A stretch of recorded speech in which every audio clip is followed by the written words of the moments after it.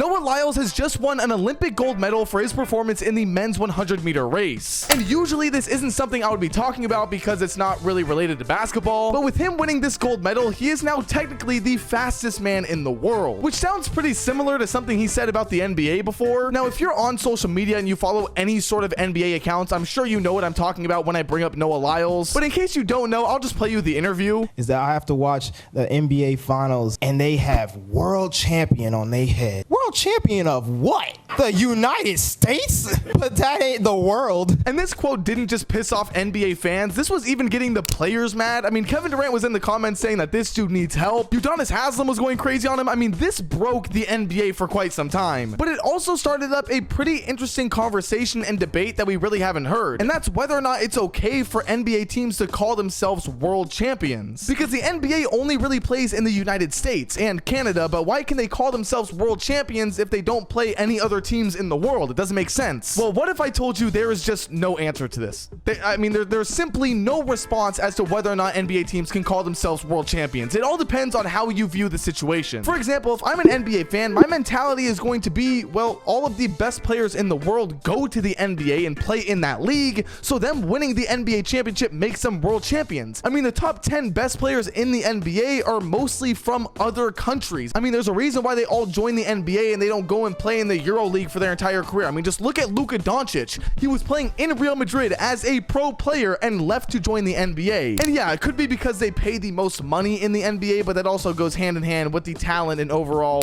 environment that they have built there. But I guarantee you, if I was a fan of a EuroLeague team, like if I was a fan of Panathinaikos, I think is the name of the team. I probably butchered that, but their logo's up on the screen. And I just got done winning the EuroLeague. You are damn right I'm going to be pissed off when I see another team call themselves world champions because you haven't beaten my favorite team, and my favorite team just won our league. And this is actually something that the head coach of that same team I'm talking about said before. He literally said to Joe Mazzulla, if you want to really call yourself the world champions, you guys can fly to Greece and play against us. Which, side note, I always think it's really weird that when the USA or any NBA team has to play in like international competitions or anything like that, it's always by the world's rules. Like, I don't think I've ever seen an international tournament be played in NBA rules. I'm just saying, that's something that's a little crazy to me. Anyways, so just that argument alone, there's a bit of a disparity in between the two, right? They each feel like their team is the best, but unfortunately, there's no way for their teams to go head to head. Or maybe there is a way for both those teams to go head to head, but we'll talk about that in a bit. Because you could also have the third mindset, which is that international competition is what makes you a world champion. And this is the viewpoint that Noah Lyles seems to have, because he thinks that if you are representing your own country, if you have USA on your chest, then you are competing for the world. You are competing for your country against every other country in the world. It makes sense. And there's really only two international competitions that NBA players play in, with the first one being the FIBA World Cup and the second one being the Olympics. And the FIBA World Cup really pisses me off because after the Boston Celtics won their championship and they called themselves the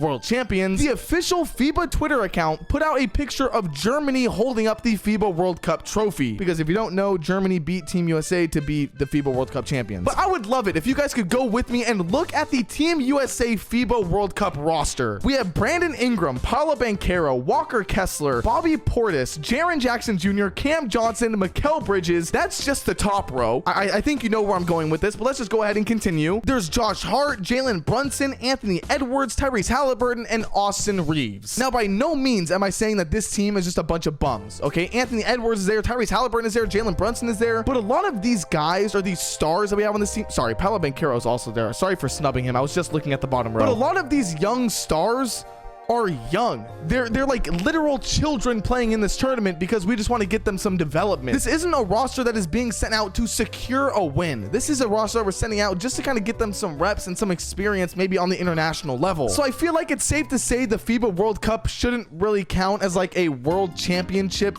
stat. The Olympics, on the other hand, I am really starting to understand, because when looking at the rosters, everything is different. I mean, just look at the Team USA roster now compared to what this was. And really, when thinking talking about the Olympics in a world champion type of way, I don't really have any counter argument for it. Like, it makes sense. Every country is putting out their best players, and whoever wins the gold medal is the world championship. They're playing against other countries. So yeah, if you win, you're technically going to be a world champion. But when talking about basketball leagues and the NBA as a league, it's just impossible to win that sort of title, which is why I say there's literally no way to determine what team and what player is going to be a world champion. And it's really just your mindset. For me personally, I do think that NBA teams winning a championship makes them world champions. I know that you might not agree with that, but that's kind of the whole fucking point. I do agree that the best players in the world go to the NBA for a reason. They play there because it is the best league. It has the best coaches, the best development, everything. It makes sense. Why is it that when NBA players get washed up and they're not good in the league anymore, they go to other leagues like the EuroLeague or like the Taiwan League, whatever the fucking one Dwight Howard went to? But there actually used to be a way to determine what team was the world champion, because back in the late 90s, there was something called the McDonald's Championship Game or McDonald's Tournament Game or something. It's up on the screen. And after a certain amount of years of doing this tournament, they eventually switched it to be once every other year,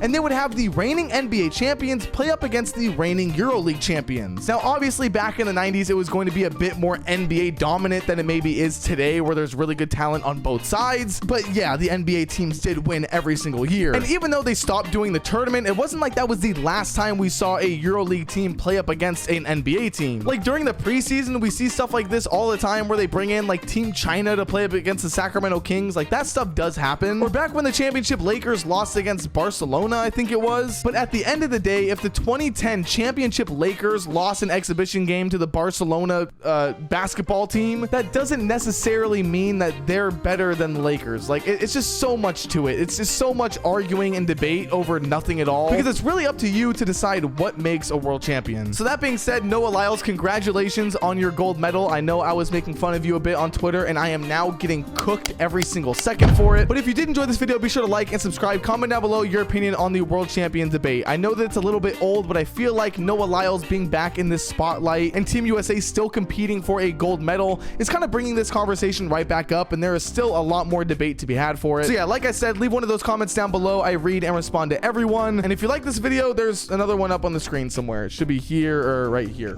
One or the other. All right, later.